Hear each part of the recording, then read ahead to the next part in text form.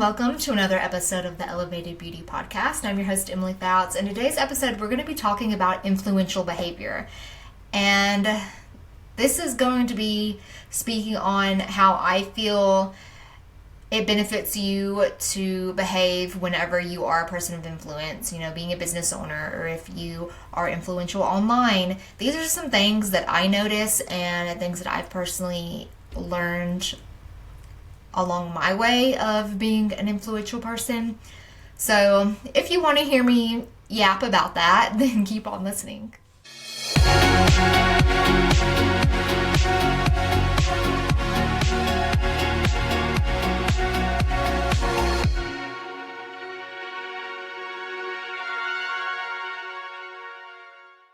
So, influential behavior. I kind of wanted to talk about one of these things for a while, but something that happened with me recently. Sorry, my camera keeps focusing if you're watching this video version. Anyways, something that happened with me recently is I had a reel on Instagram go viral, and it's almost at 3 million right now. And of course, it's one of those reels that I always hear people say it's never the one that you think is going to go viral. And if you follow me on social media, you know that I am a kind person, but I like to use humor. And I will definitely not waste any time letting people know what my opinion is. I personally don't think I do it in a nasty way, and I really make a very conscious choice and decision to make sure that with my opinions being spoken, that I'm not judging anyone at all. But I am a professional. I'm a licensed esthetician, just like many of you probably listening, and so this is my professional opinion.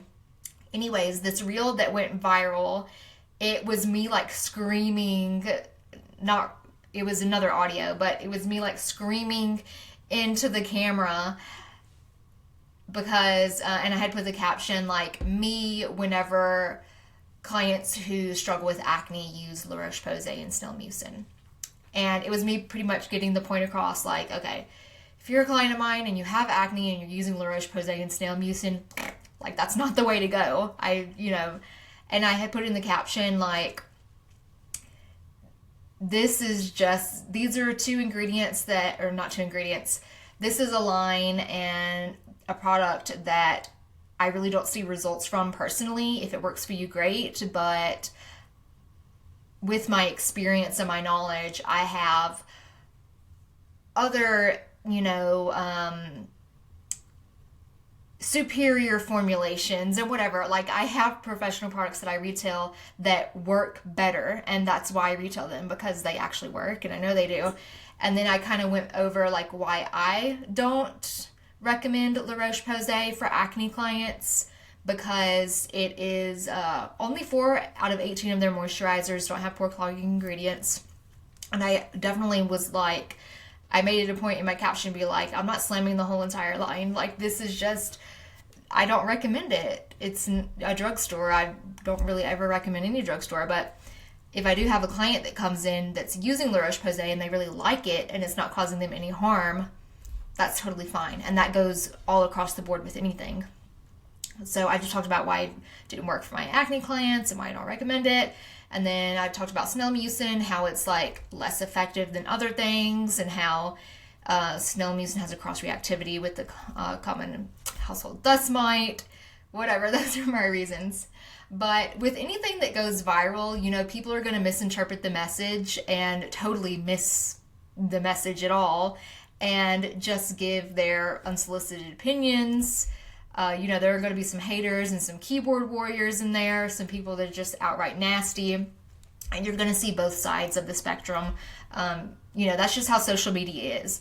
People are going to say things that they wouldn't say in person, and I ended up turning off the comments because it was just so much. It was good and bad response, but I turned off the comments because it was just overwhelming. For 2 weeks straight, it was just flooding my notifications, and I couldn't see anything else that was going on my social media. So I finally turned the comments off. But I mean, obviously, for me, it's a good thing. I've had several people message me and a lot of increased exposure because of that. But something that I learned is I definitely like to make myself clear and get a point across. So I found myself like responding to a lot of the comments and being like, no, actually that's not what I said, or that's not the message I'm trying to get across. Or they'll ask me a reason and I'm like, well, it literally says in the caption, or like, you know, whatever. I found myself like getting so exhausted having to like respond to everything. And so of course, like, that's not common for me. At least not right now, it's not. I know with other people, like, they're used to getting a lot of comments on their content and things that they share. And so something that I realized is like, okay, I'm putting this out to the public to be perceived, whatever it's going to be perceived, however people choose to do that. But you don't have to respond to people. You know, there's really no use in it. Really, the best thing to do is just like know where you're coming from and be confident with that, and not feel like you have to prove yourself or prove a point to other people, because some people aren't willing to even, like, they just want to give their 2 cents for no reason. So in the future, if I ever have anything go viral again, or, you know, I have haters, or I just have like this influx of response, I'm probably not going to be as vigilant with it and like feel like I need to reply to stuff, because it is just so overwhelming. So that's one thing. And I wanted to give you guys this comparison too, because I had heard this like a while back, and I'm probably going to actually butcher this metaphor, but I'm going to give you guys like how I received it. So I don't want to actually just categorize people between winners and losers, like, that's stupid. But if you think of, you go to a baseball game and there's the professional, I'm not going to say winners and losers, I'll just say like professionals and non-professionals, whatever, in whatever category we're talking about. So you're at a baseball game, there's the baseball players who are professional, this is their job, they obviously know what they're doing. But people in the audience, people in the crowd, they're watching the game and they're not pro baseball players, but they're there to watch, and they find it entertaining, and maybe they wish that they could be a pro baseball player. I don't know, but you know, they're screaming like, oh, you should have done this, or like, you messed up, whatever. Imagine if the pro baseball players were actually like looking in the crowd like, oh, what'd you say? I should do what? I should do this? Okay, yeah, I'll do that next time. No, that would be so stupid. Like, they would lose the game. And so you can't really pay attention to what people say like that. And I don't know, I just kind of like took away from that moment. I maybe used to take things personally. I don't really take things personally anymore, but whenever someone like misunderstands or perceives something not the way I intended, it bothers me, or it did bother me. And so I had to learn to get comfortable with that, because it was just such an overwhelming response of people perceiving my message wrong with that reel. And like, a point of it was humor. A point of it was saying, I don't like this, but if you do, it's okay. I just don't recommend it to my clients. But I basically just had to just like not pay attention to the roaches. But yeah, if you ever find yourself going viral, I know you probably have to learn from yourself, but yeah, I could have gotten defensive, and I don't know, like, sometimes I might clap back, but not in a way that takes a lot of energy from me. But, you know, even I have seen people, business owners too, like, if they get a bad review, they'll feel like they have to clap back. Don't do that. Like, you should never feel like you have to clap back. Like, you're the one that knows what you're talking about. You're the one that knows what you're doing, whatever. I usually just, like, say, okay, and move on. So, yeah, there were a couple of people in the comment section there that were, like, being mean or rude or something. And I'm just like, cool, okay, have a good day. So, yeah, there's that. We'll move on to a different, not a different topic, but a different viewpoint. So, like, promoting positivity and not judging others, I feel like that's something that you should really do as someone with influence. because again, that's all like manifesting. If you're not promoting positivity, then you're going to bring that negative energy to you, and you're going to draw negative people towards you again. And just not judging others. And again, like I said, I have my opinions, and I could easily judge my clients. They're like, I don't wear SPF and I use Dove soap on my face. I make the choice not to judge them. I'm just like, okay, like, yeah, that's what you do. And then I'll get into like why that might not be the best thing for them, but I don't walk straight into it with judgment, because then that's how people shut down. That's how people feel shamed. And you never want to shame anybody with your influence. Because, I don't know, why would you want to do that? Would you want to be shamed with someone that knows more about something than you know? You would want to be met with kindness and be helped by them. One other thing that, this really bothers me, you guys. I see, if you're listening to this and you're an esthetician, like, you know what I'm talking about. If you're not an esthetician. So in the esthetician community, just like any other community, there's people that are like, more well-known, they have a larger following, whatever. And I've seen a couple people, I'm not going to say who, but I've seen a couple people, and it rubs me wrong every single time I see it. Like, they'll stitch a video, and I'm not talking about just this one person in particular, I'm talking about anybody that does this. You stitch a video of somebody using this. Say this girl made a video that she's using lemon juice and sugar and scrubbing her face. And they'll stitch it and they'll be like, this is such the wrong thing to do. Here's why you should never do what this girl is doing. And I'm like, oh my God, like, why are you making this video at this girl's expense? That's just so tacky. Yeah, and just using people as an example. I feel like you can definitely, I know that you can get your point across and spread information and correct misinformation without including people to get your point across, and using other people as an example and doing it at their expense. Because that's just not a good look. It's never a good look. And I know that those videos and stuff, seeing that people misuse skincare or whatever it is, or spread misinformation, it can trigger the action to be like, okay, I need to let people know this is not the way to do it. But don't freaking stitch the video. Don't blast this other person and like put, it's just not a good look.